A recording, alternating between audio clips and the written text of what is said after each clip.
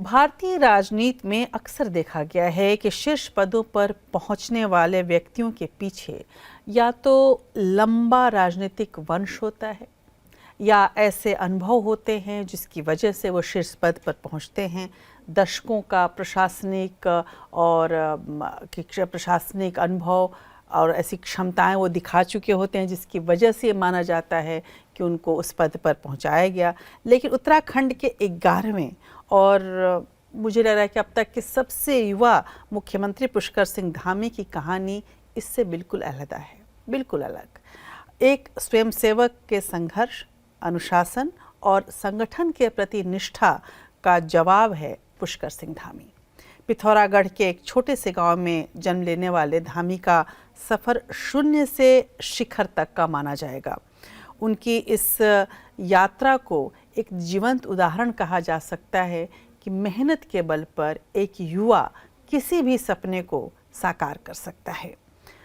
और कैसे ये सब कुछ हुआ, क्या ये परियों की कहानी है या पुष्कर सिंह धामी की पसीने की कमाई, देखिए इस रिपोर्ट में।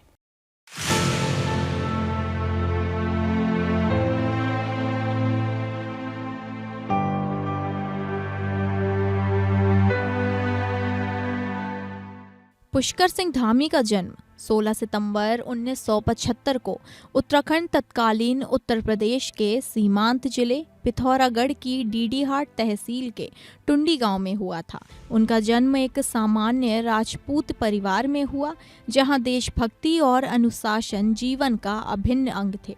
उनके पिता स्वर्गीय सूबेदार सिंह धामी भारतीय सेना में कार्यरत थे। एक सैनिक के बेटे होने के नाते पुष्कर सिंह धामी को बचपन से ही कठिनाइयों का सामना करना और अनुशासित जीवन जीना सिखाया गया। उनकी माता विष्णा देवी एक सरल गृहिणी है, जिन्होंने अपने पुत्र में संस्कार और धर्म के प्रति आस्था के बीज बोए। उनके गांव की भौगोलिक परिस्थितियां अत्यंत कठिन थी। शिक्षा और स्वास्थ्य जैसी मूलभूत सुविधाओं के लिए भी मीलों पैदल चलना पड़ता था। यही वह दौर था जिसने बालक पुष्कर के मन में पहाड़ों के दर्द और विकास की आवश्यकता को गहराई से अंकित कर दिया।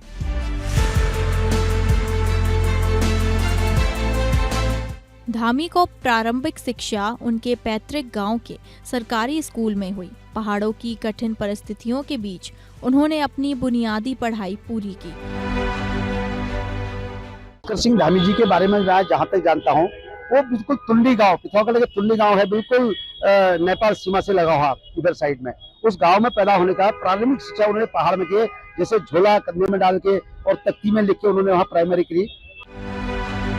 पिता की नौकरी और सेना के स्थानांतरण के कारण और बाद में बेहतर शिक्षा की तलाश में उनका परिवार तराई क्षेत्र के खटीमा में आकर बस गया।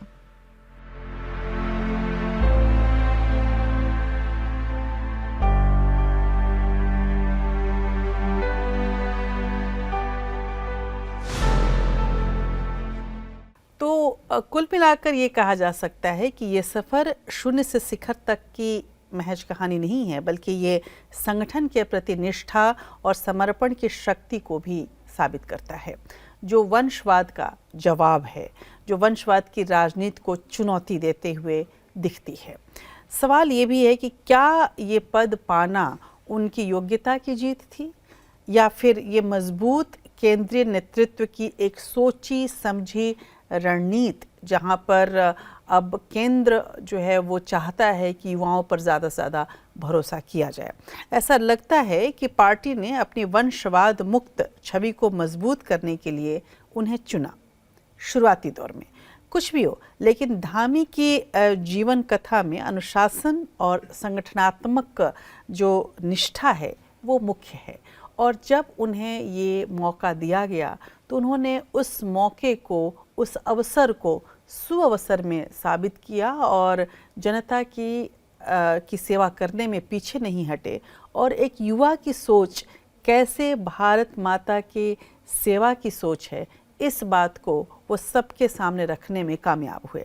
लेकिन एक साधारण कार्यकर्ताओं के लिए वो आशा के जिस तरह से किरण बने हुए हैं और जिस तरह से वर्षों से जो आज तक अपनी बारी का इंतज़ार करते आए हैं, आमतौर पे किसी भी पार्टी में इस तरह का मौका नहीं मिला किसी को।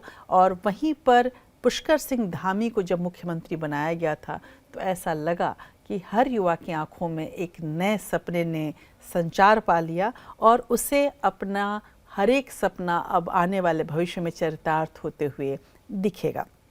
और कुल मिला के कहा जा सकता है कि जैसे कहते हैं कि धीरे धीरे रे मना धीरे धीरे सब कुछ होए, यानी धैर्य से सफलता मिलती है।